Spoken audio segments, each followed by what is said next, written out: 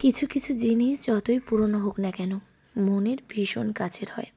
ঠিক যেমন আমার এই লাল টুকটুকে শাড়িটা, আমার 7 মাসের স্বাদে আমি খুব পছন্দ করে এই শাড়িটা কিনেছিলাম, আমার ভীষণ পছন্দের।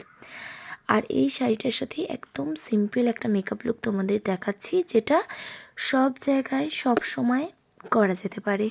প্রথমেই পন্সের একটা ময়শ্চারাইজার অ্যাপ্লাই করার পর যে ফাউন্ডেশনটা আমি অ্যাপ্লাই করছি, এটা না ম্যাজিকের মতো। মানে এত কম দামে এত সুন্দর একটা ফাউন্ডেশন ভাবা যায় না। তোমরা নিজেরাও দেখতে পাচ্ছ কতটা চেঞ্জেস, মানে ভীষণ সুন্দর। এটা মার্সের একটা ফাউন্ডেশন।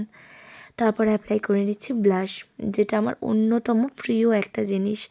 পুরো ফেসটাকে একদম হালকাভাবে একটা বানানা পাউডার, যেটা ইনসাইড কসমেটিক্সের, সেটা দিয়ে সেট করে নিলাম। তারপর দুটো লিপস্টিক, মানে লিপস্টিক আর লিপ লাইনার দুটোকে কম্বাইন করে আমি লিপে অ্যাপ্লাই করলাম, আর মাস্কারা অ্যাপ্লাই করে আমার মেকআপ লুকটাকে একদম শেষ করলাম। চুলটাকে বেঁধেছিলাম কারণ আমি একটু বাইরে যাচ্ছিলাম, আর আইব্রোটাকেও কিন্তু আমি ড্র করে নিয়েছিলাম। বলো দেখি আমার এই লুকটা কেমন লাগছে, আর এই হারের সাথে এই লুকটাও কেমন লাগছে সেটাও জানিও। ভাবলাম এই হারের সাথে পেয়ার করে দেখা যাক কেমন আসে লুকটা। তোমরা কিন্তু জানিও কেমন লাগছে।